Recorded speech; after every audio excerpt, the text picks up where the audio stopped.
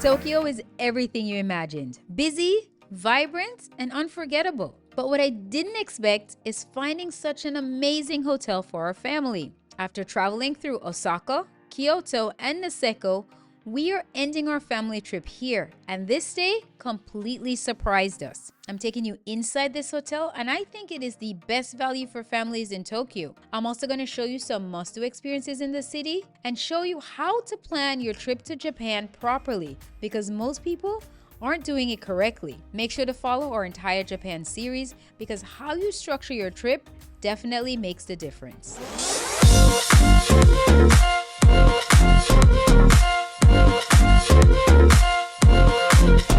Welcome to the Hyatt House Shibuya, located just steps away from the Shibuya station and right down the street from the famous Shibuya crossing. This is one of Hyatt's newest properties in Tokyo. My family and I stayed here for 4 nights, and I can't wait to give you a tour of this new property. Getting to the Hyatt House from the Shibuya station was way more confusing than it should have been. Let me save you the time and the headache and tell you how best to get there. First things first, if you're coming from the Shibuya station, the directions online can be a little misleading. We followed them and we still got turned around. So here's what you need to know. The hotel is tucked inside what's more like an office complex, not what you'd expect at all. You want to exit the station at the new Southgate exit. Make a right at the exit and walk towards the plaza. Turn left and the train track should be on your left-hand side. Look for the pink staircase, and the hotel entrance is directly across from there. We arrived at night, and the entrance didn't really feel like a hotel entrance. There is no one immediately greeting you at the door, but don't panic. There are clear signs directing you upstairs. Once you get upstairs, the experience is a little different. Check-in is on one of the upper floors. And from here, the staff was super friendly and welcoming. We checked in pretty quickly. The staff was very helpful. They gave us some suggestions for getting a late night meal. We were checked in under 20 minutes. We're staying in room 1005, a 1-bedroom suite. And this is where the hotel really stands out. The one thing that I love about the Hyatt House brands is that it's designated for extended stays, which means you're getting way more space than your typical hotel. And before we go any further, if you like travel content like this, don't forget to hit like and subscribe and turn on your notifications so that when we release a new video, you'll be the first to know. And also, share this video with friends so that they too can plan an amazing stay in Tokyo. And if I can ask you for one more favor, please don't forget to hype this video. This option is only available in the first week, and it really helps the channel out and gets this video to other people who are planning their trips to Japan. Okay, back to the room. In Tokyo, hotel rooms are usually very small. Space is everything, and to have a space like this is definitely a benefit, especially with 2 teenagers. You have a full living space and a kitchen with a dishwasher, refrigerator, and a stovetop. And I think we're actually going to be really comfortable here. This is probably one of the best setup for families in Tokyo. The best part is you can actually book directly into a suite. No upgrade needed, which is usually very rare.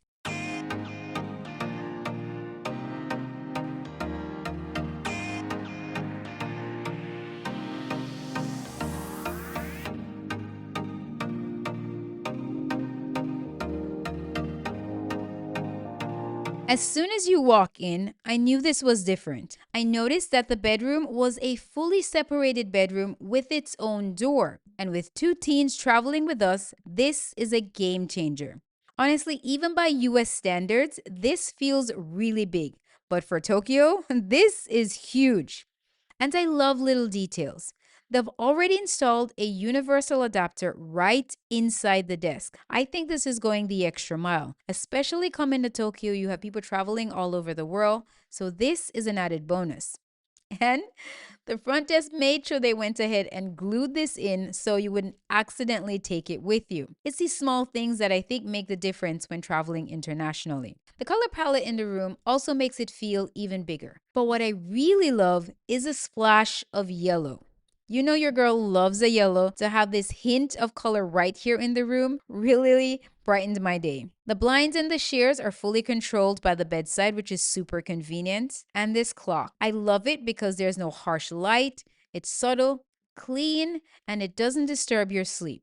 Now let's look at the closet. This closet is probably bigger than my entire room the first time I visited Japan. If you want to see my first solo trip to Japan, leave a comment below and I'll make that video for you. The bathroom has a semi-separated layout, which is perfect for families. There is a large tub and shower combo in its own enclosed space. Then there is a separate sink area outside, so someone can be showering while someone else is getting ready. And the highlight of this entire room is a full washer and dryer right inside the room. And after traveling for 2 weeks, this is everything. They even provide you with laundry supplies at the front desk, so they've got you completely covered. Now, I have to tell you, this washing machine and dryer does make a loud noise when it's drying, and it does take forever to dry. So, pack a pound of patience, but the convenience of having a washer and dryer inside your room definitely outweighs the inconvenience. The space, the layout, the in-room laundry, this is what makes the Hyatt House Shibuya one of the best options for families in Tokyo. Not to mention the price. The points price at this hotel is a little bit less than the Hyatt Regency, and this is giving you the additional benefit of the space and the in-room laundry. Before heading to breakfast, I had to check out the gym, and this one didn't disappoint. It had all your essentials: treadmills, weights, and for me, that's more than enough to stay on track even while traveling. This was probably one of the most unique breakfast experiences I've ever had. They were doing some kind of live demonstration where they were pounding something.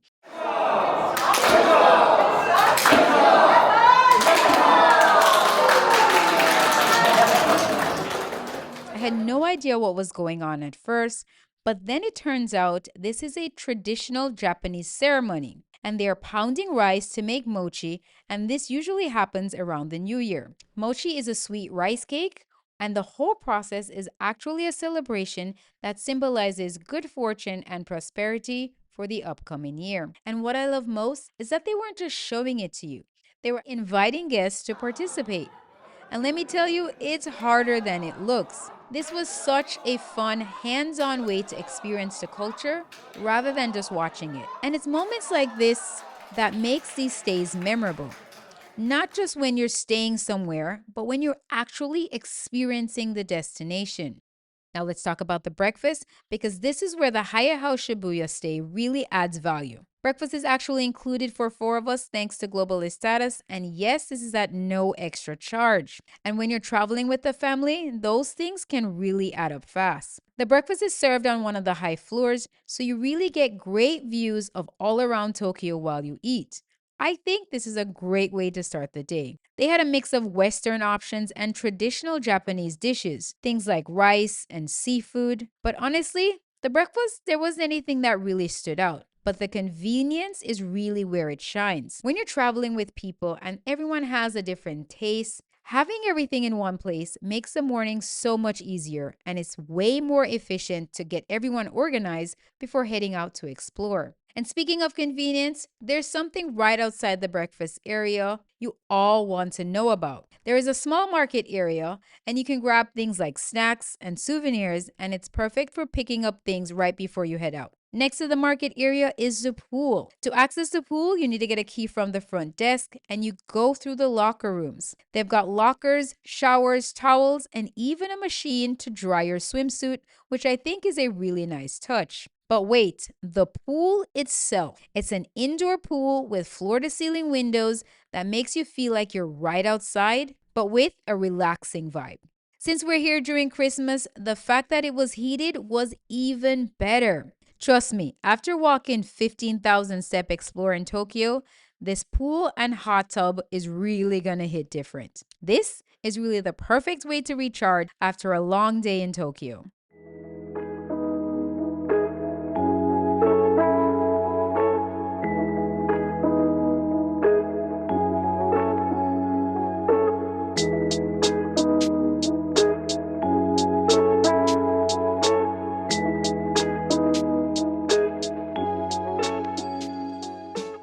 Now, Now, as promised, I'm going to show you some must-do experiences in Tokyo. Number one on our list must be the family monkey car experience. Here's what you need to know. You need to have an international driver's license if you want to drive yourself. For us in Florida, I was able to get ours from the AAA office. It's valid for 1 year and it costs $20. You just need to take a passport photo. If someone in your group doesn't have a license, don't worry.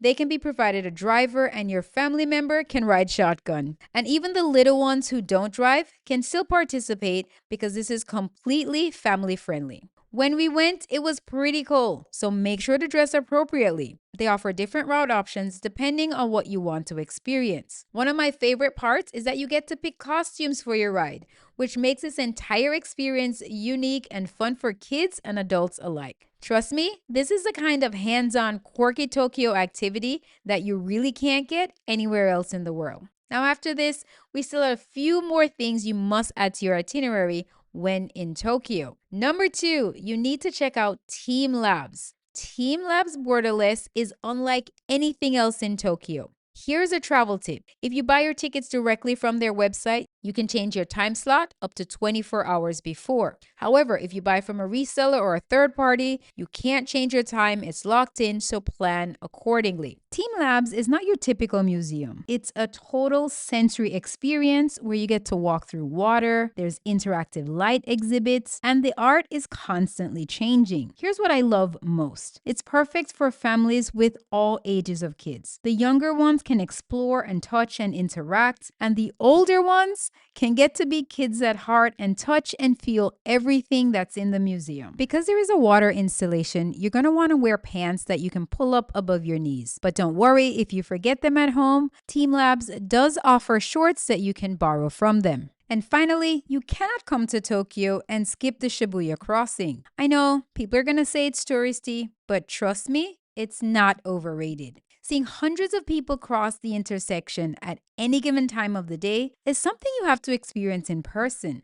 But here's the real way to do it. Head to the Starbucks at Shibuya Crossing and go right upstairs. Grab a coffee, a pastry, and just sit by the window. Watching the movement from above gives you a completely different perspective. Here's a travel tip. If you go during off-peak hours, you probably are going to get a really nice seat in front of the window. Now, as promised, here is the biggest tip of all. It's not just about planning your trip to Japan, but how you structure the trip. Most people don't think about this part, but it made a huge difference. If you can start your trip in the north in Osaka, especially if you're visiting during ski season. From there, you want to make your way down to explore places like Kobe or even Hiroshima. Then you want to hit up Kyoto and Osaka for the good vibes and the energy. And finally, end your trip in Tokyo. Ending in Tokyo gives you more flexibility when booking flights back to the US, and this can save you a bunch of time and points. If you want to see exactly how we planned our trip and what locations we went to, tune into the full Japan series because each city brought something completely different to our experience. And if you want me to combine everything into one full extended Japan itinerary video, let me know down in the comments.